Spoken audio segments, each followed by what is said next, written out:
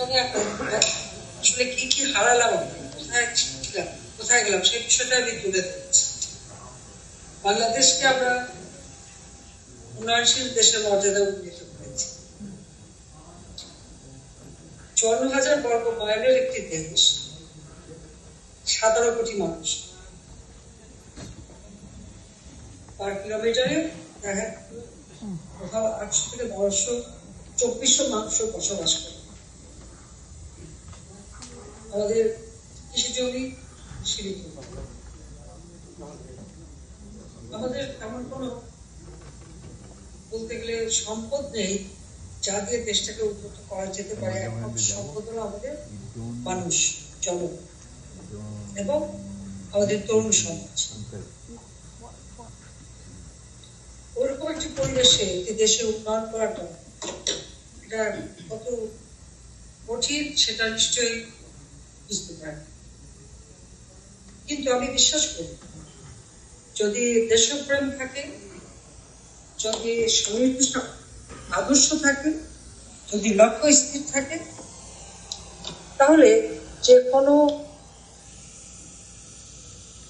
দেশকে উন্নত করা যায়। আমাদের মহান নেতা জাতির পিতা বঙ্গবন্ধু শেখ মুজিবুর রহমান এই 54,000 বর্গ মাইলের ছোট একটা ভূখণ্ডে যে মানুষগুলি বাস করে, 71 সালে সে সময় ছিল আমাদের 7 কোটি মানুষ, 7.5 কোটি মানুষ, আর বর্তমানে আমাদের প্রায় 17 কোটি মানুষ। জনশক্তি ছাড়া আমাদের তেমন কোনো সম্পদ কিন্তু নেই। এত মানুষের মুখে খাদ্য জোগাতে যে পরিমাণ কৃষি জমি থাকা উচিত, সেই পরিমাণ কৃষি জমিও আমাদের বলতে গেলে নেই। হ্যাঁ, আমাদের যেখানে একটা দেশ যদি সত্যি উন্নতি করতে হয়, মানুষের ভাগ্য যদি পরিবর্তন করতে হয়, তাহলে সেখানে কি দরকার? সেখানে মানুষের কর্মসংস্থান ব্যবস্থা করতে হবে, মানুষের অন্নের ব্যবস্থা অর্থাৎ খাদ্যের ব্যবস্থা, খাদ্য নিরাপত্তা দিতে হবে, মানুষের শিক্ষা, স্বাস্থ্য, বাসস্থান সব ব্যবস্থাই করতে হবে। এবং 1972 সালে জাতির পিতা বঙ্গবন্ধু শেখ মুজিবুর রহমান আমাদের যে সংবিধানটা দিয়েছে, ওই সংবিধানে কিন্তু মানুষের মৌলিক চাহিদাটা স্পষ্ট বলা আছে। এবং আমি আমার বাবার কাছ থেকে শিখেছি, কারণ রাজনীতি ছোটবেলা থেকেই শুরু করেছিলাম, ছাত্র জীবন থেকে। যখন ক্লাস 7-এ পড়ি আজিপুর গার্লস স্কুলে, তখন থেকে স্কুলের দেয়াল টপকে মিছিল মিটিং এ অংশগ্রহণ, সেই শিক্ষা কমিশন রিপোর্ট বাতিল আন্দোলন থেকে শুরু করে বিভিন্ন আন্দোলনে সক্রিয় ছিল। আমি যখন কলেজে যাই, কলেজে আমি ইলেকশন করি, সেখানে কলেজ ইউনিয়নে ভাইস প্রেসিডেন্ট নির্বাচিত হয়। এটা সরকারি কলেজ। তখনকার আইয়ুব খানের সরকার এবং বাংলাদেশের ছিল মোনায়েম খান গভর্নর। শেখ মুজিবের নিয়ে যদি জিতে যায়, তাহলে 6 দফার প্রতি মানুষের সমর্থন আছে, কাজে তাকে জিততে দেওয়া যাবে না। ওই অবস্থা মোকাবেলা করে আমার বিরুদ্ধে 2 জন ক্যান্ডিডেট, 2 জনের যে যোগফল ভোটে তার ডাবল ভোট পেয়ে আমি কিন্তু নির্বাচিত হয়েছিলাম। এভাবে সবসময় সংগ্রাম করে এগোতে হয়েছে। আমি আমার বাবার কাছ থেকে শিখেছি কিভাবে দেশকে ভালোবাসতে হবে, দেশের মানুষকে ভালোবাসতে হবে, কিভাবে দেশে উন্নতি করা যায়। বেশিরভাগ সময় তো উনি জেলে থাকতেন, যতটুকু সময় থাকতেন এই আলোচনাই আমাদের মধ্যে হতো, তিনি সেই কথাই আমাদের বলতেন।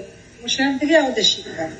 1975 সালে যখন আমার বাবা মা ভাইদের হত্যা করা হলো, আমি রেহানা তখন তো বিদেশে, রেহানা তো মাত্র 16 বছরের একটি পরীক্ষার জন্য সে প্রস্তুত নিচ্ছিল, ইন্টারমিডিয়েট পরীক্ষা দিতে।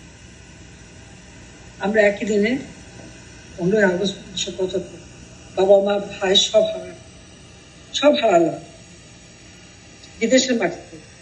রিফিউজি হিসেবে আমাদের আশ্রয় নিয়ে থাকতে হলো। 6 বছর পরে দেশে আসলাম।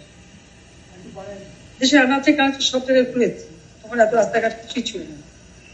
কিসেরা চলছে?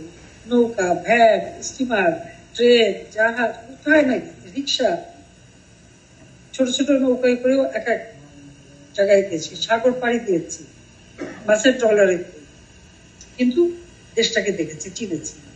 যে কারণে যখন সালে সরকার গঠন করি, তখন আমি কি পেলাম?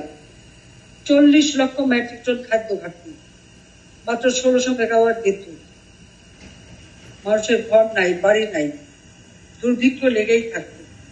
উত্তরবঙ্গে প্রতিনিয়ত দুর্ভিক্ষ, দক্ষিণবঙ্গের মানুষ একবেলা খেত, একবেলা খেত না। এইরকম একটা অবস্থার মধ্যে 5 বছর বাংলাদেশের ইতিহাসে 96 থেকে 2001 আওয়ামী লীগ সরকারই 5 বছর ক্ষমতায় থাকতে পেরেছে এবং শান্তিপূর্ণভাবে ক্ষমতা হস্তান্তর, আওয়ামী লীগ ক্ষমতায় ছিল বলেই শান্তিপূর্ণভাবে ক্ষমতা হস্তান্তর হয়েছিল 2001 সালে, তখন কেয়ারটেকার গভর্নমেন্ট সিস্টেমটা ছিল। আমরা সোজা ক্ষমতা দিয়ে চলে আসি। ক্ষমতায় থাকার জন্য কোন রকম দুরভিসন্ধি চক্রান্ত কিন্তু আওয়ামী লীগ কখনো করে নাই। আওয়ামী লীগের জীবনে 8 বার 1949 সালে প্রতিষ্ঠা লগ্ন থেকে এই আওয়ামী লীগ 8 বার নির্বাচনে জয়ী হয়ে সরকার গঠন করেছে। কখনো পিছনের দরজা দিয়ে বা চক্রান্ত করে আসে নাই, শুধু জনগণের ভোটে, জনগণের ম্যান্ডেট নিয়েই ক্ষমতা এসেছে। এখনো আমি যেখানে, আমার কিন্তু জনগণের ম্যান্ডেট আছে, আমি কিন্তু জনগণের প্রতি নির্বাচিত, কিন্তু একটা চক্রান্ত করে, ষড়যন্ত্র করে সেখানে মানুষের লাশ ফেলে তারপর ক্ষমতা দখল হল।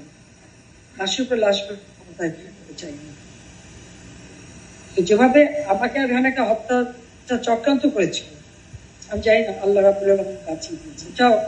আমি এটুকু বলতে চাই যে আমরা দ্বিতীয়বার যখন সরকারে আসি, সেই সময় আমরা কি করেছি? আমাদের জিডিপি 29 টাইমস আমরা বাড়াতে পেরেছি, মানে অতিরিক্ত 29 ভাগ আমরা বাড়িয়েছি। আমাদের সারা দেশে যে উন্নয়ন প্রকল্প হয়, এই উন্নয়ন প্রকল্পের যে কর্মসূচি, সেটা আমি 13 ভাগ বাড়িয়েছিলাম এবং এটা 2006 সালে বিএনপির শেষ বছরের যে হিসাব, সেই হিসাব থেকে আমরা 2023-24 অর্থ বছরে কি উন্নতিটা করতে পেরেছি সেটাই আমরা বলি। কারণ আমাদের অর্থনীতি আমরা এত শক্তিশালী করেছিলাম যে বিশ্বে বাংলাদেশ 33তম অর্থনৈতিক হিসাবে মানে স্বীকৃতি পেয়েছিল। আমরা কিন্তু এই মানে 2009 সরকার গঠন করে 2023-24 অর্থ বছরের মধ্যে কিন্তু এই অর্জনটা আমরা করতে সক্ষম হই। বাংলাদেশ দক্ষিণ এশিয়ায় তৃতীয় অর্থনৈতিক শক্তিশালী দেশ হিসেবে স্থান করে নিয়েছিল এই 2023-24 অর্থ বছরে। শুধু তাই না, আমাদের মাথাপিছু আয় আমরা বাড়াই, আমাদের যে এক্সপোর্ট সেটাও আমরা 5 টাইমস বাড়াতে সক্ষম হই এবং অ্যানুয়াল যে রেমিটেন্স আসতো সেটাও আমরা প্রায় 6 ভাগ বাড়াই। আমাদের ইনভেস্টমেন্ট ইমপ্রুভ করার জন্য দেশের শান্তিপূর্ণ পরিবেশ সৃষ্টি করা, বিশেষ অর্থনৈতিক অঞ্চল করে দিয়ে দেশি বিদেশি বিনিয়োগ আকৃষ্ট করা। তো এই অর্থনৈতিক অঞ্চলে আমাদের মেয়েরা যদি বিনিয়োগকারী হয়, প্রথম উদ্যোক্তাকারী যারা হবে, তাদের জন্য বিশেষ সুবিধা দেওয়া, সেই ব্যবস্থা আমরা করেছিলাম, যার ফলে আমাদের ইনভেস্টমেন্ট এটা আমাদের 32.5% উন্নীত হয়েছিল। শুধু তাই না, আমাদের পাওয়ার মানে মানুষের যে ক্রয় ক্ষমতা, মানুষের একটা কেনার যে মানে শক্তি, সেটাও আমি বাড়িয়েছিলাম। আমাদের যে এফডিআই ছিল সেটাও আমরা 7% উন্নীত করি। আর সবচেয়ে বড় কথা যে মানুষের যেমন আমি পার্চেজিং পাওয়ার বাড়াই, সেটা 2793 মার্কিন ডলারে উন্নীত করি। আমাদের দারিদ্র্যের হার 2006 সালে যেখানে ছিল 41.5, সেখান থেকে আমি কমিয়ে 18.7 ভাগে নামিয়ে আনি।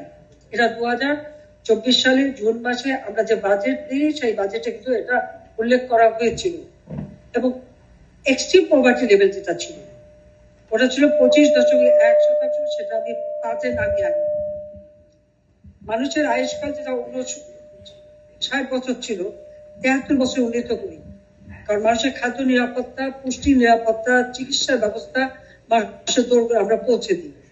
শুধু তাই না, আমাদের খাদ্য নিরাপত্তাটা আমরা এমন ভাবে করে দিই, যারা একেবারে কাজ করতে পারতো না, 30 কেজি করে খাবার তাদের ঘরে পৌঁছে দেওয়া।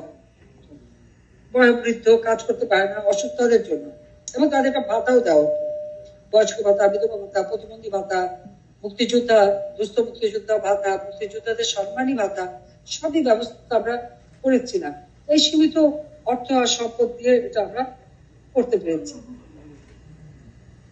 আমাদের দেশের মানুষের সব রকমের উন্নতি করার জন্য আমি 96 সাল থেকে গবেষণার উপর গুরুত্ব দিয়ে গবেষণার জন্য আলাদা বরাদ্দ করি, এবং এই গবেষণার ফসলই ছিল যে আমাদের খাদ্য উৎপাদন, যা 96 সালে আমি পেয়েছিলাম 79 মেট্রিক টন,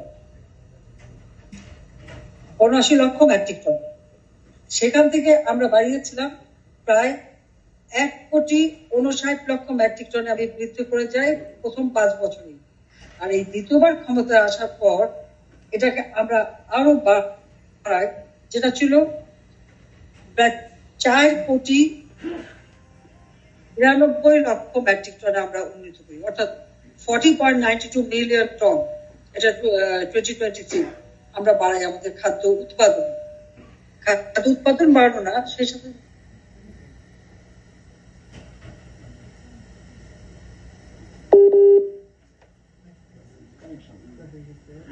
নেটওয়ার্ক সমস্যা না, নেটওয়ার্ক সমস্যা।